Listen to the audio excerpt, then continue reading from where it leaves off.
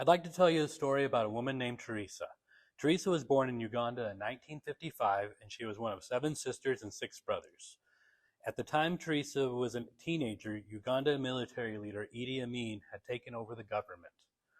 On January of 1971, after coming into conflict with the country's president Milton Obote, Amin seized power in a military coup. Amin butchered his opponents and was even rumored to have been a cannibal and bragged to have kept the decapitated heads of his enemies in a freezer. During his regime, 500,000 people were killed and often brutally murdered.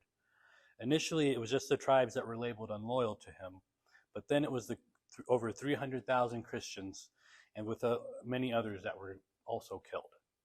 In 1972, Amin implemented an expulsion, and this was when 80,000 Asians were expelled from the country with a 90-day warning that if they didn't leave, they would be killed. And Amin followed through on his warning.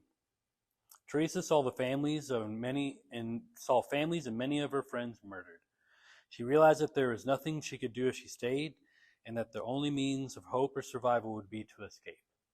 Her siblings followed with her when she decided to leave, and with the help of the United States, they and thousands of others managed to escape as refugees to Europe, where she and her siblings were all separated and moved to different refugee camps throughout the continent.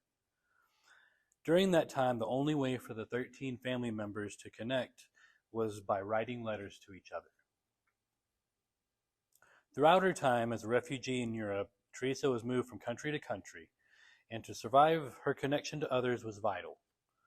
She learned the language of each country that she was moved to, and that's a total of 8 languages in addition to her home language of Swahili.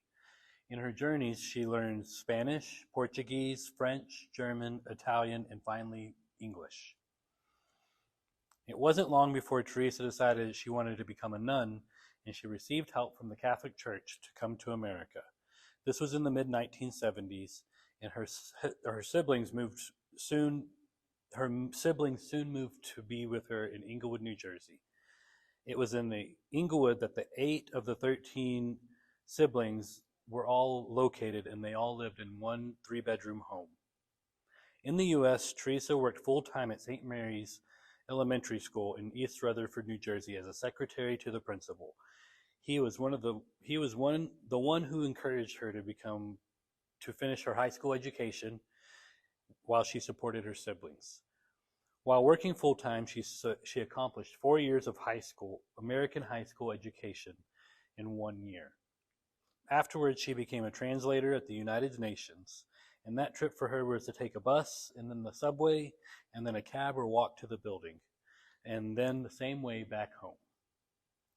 Despite the brutal dictatorship and genocide in her home country, Teresa was always grateful, and she provided for the village back home with aid, and she even sought to learn more about the world.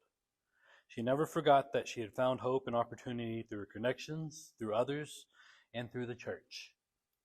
As Teresa continued her education, she became a high school English teacher for 3 different high schools and became a 3rd-degree black belt in Taekwondo.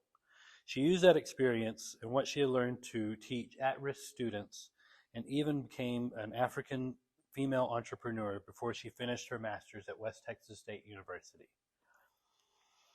Through her journey, she would eventually complete her doctorate in 2015. She's no longer with us, but her story is still told today. She has a legacy of 3 children, 5 grandchildren, and she is one of hundreds of thousands of people who, through support, love, and connection, escaped from Uganda.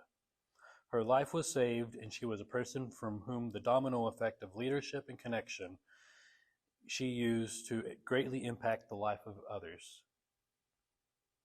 She was also more than just one of the hundreds of thousands of people that escaped an oppressive regime. She was my mother. As I think more and more about this, I understand more that her essence of leadership was not about guiding others or serving as a leader.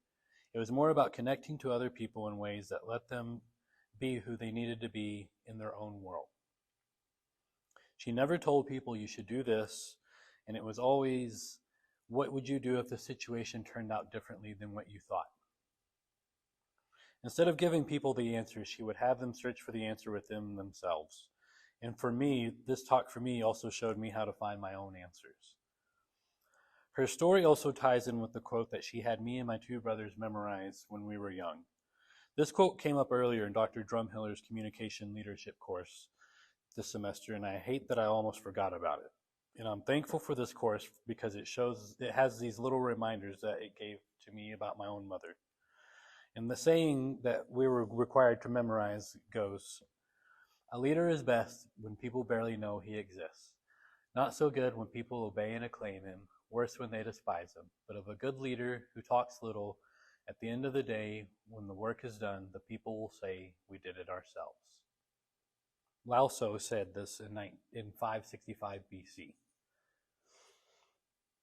As I think about that quote and what it means to me, it says a leader who can operate behind the scenes and create a culture from where the team is at the forefront and individual egos are set aside or for the greater good.